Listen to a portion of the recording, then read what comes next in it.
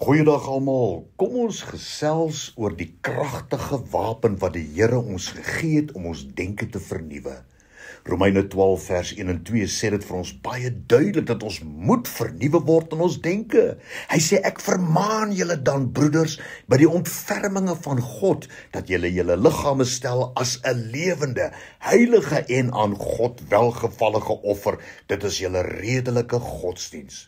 Moenie verander en word soos die mense van hierdie wêreld nie, maar laat die Here toe om julle manier van dink te verander, sodat julle kan weet en doen wat reg is, goeie dinge waarvan hy hou, dinge wat volgens sy wil is. Nou hierdie begeerte van die Here dat ons manier van dink en optree moet verander, word kragtig aan ons voorgehou in die volgende verse. Filippense 4 vers 8.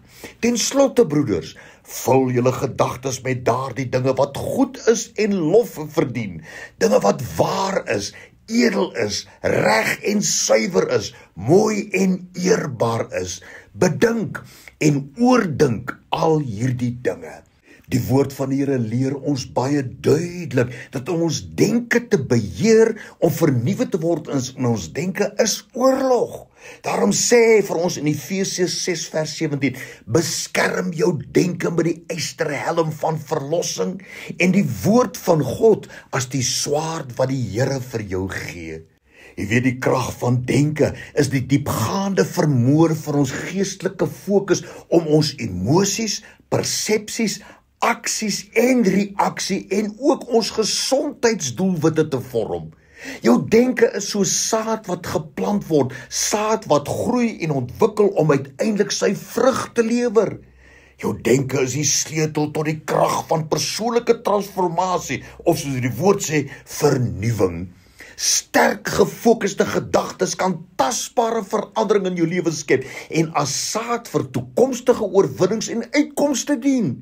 Maar dit kan alleenlik gebeur indien ons die krag van die woord van God as die basis, die fondasie van ons denkpatrone maak.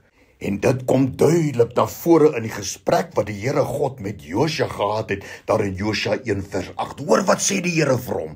Hierdie wetboek mag nie uit jou mond wyk nie, maar bepeins dit, oordink dit, dink daaraan dag en nag, sodat jy nougeset kan handel volgens alles wat daarin geskrywe staan, want dan sal jy in jou weë voorspoedig wees en dan sal jy met goeie gevolg handel.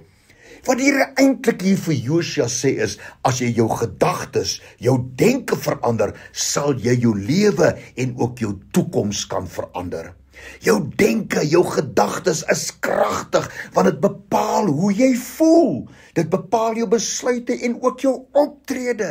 In 'n neutedop, jou gedagtes is een van die kragtigste wapens wat jy ooit sal hê om jou hele lewe te kan verander. Spreuke 23 vers 7, luister wat sê die Here hier. Wat jy dink, is wat jy is. Jou denke skep noodwendig hoop, dit skep verwagting en daarom is dit uiters belangrik dat jy jou denke moet beheer. Jy moet jou denke roep tot gehoorsaamheid aan die Here. Daardie gedeelte in 2 Korintiërs 10 vanaf vers 4 is eintlik 'n praat met jouself, om jouself in beheer te bring, om jouself onder die heerskappy van die Here in te bring, voordat jy kan waag om dit vir iemand anders te doen. Hy sê daar, die wapens van ons stryd is nie vleeslik nie, maar kragtig deur God om vestings neer te werp. Terwyl ons planne verbreek en elke skans wat opgewerp word teen die kennis van God en elke gedagte gevange neem tot die gehoorsaamheid aan Christus en om ons gereed te hou om elke ongehoorsaamheid te straf wanneer julle gehoorsaamheid volkome is. Kan jy sien, jou denke bepaal jou werklikheid. Daarom het jy die mag om jou werklikheid te verander deur jou fokus te verskuif en te dink soos wat die Here wil hê jy moet dink. Psalm 46 vers 11 is eintlik 'n woord uit die hart van die Here wat ons aanmoedig om te begin dink aan dinge, om stil te raak en te erken dat hy God is. Psalm 46 vers 11 lees ons volg: Raak stil, erken en weet dat ek jou God is. Dankie Here vir die helm van verlossing. Amen.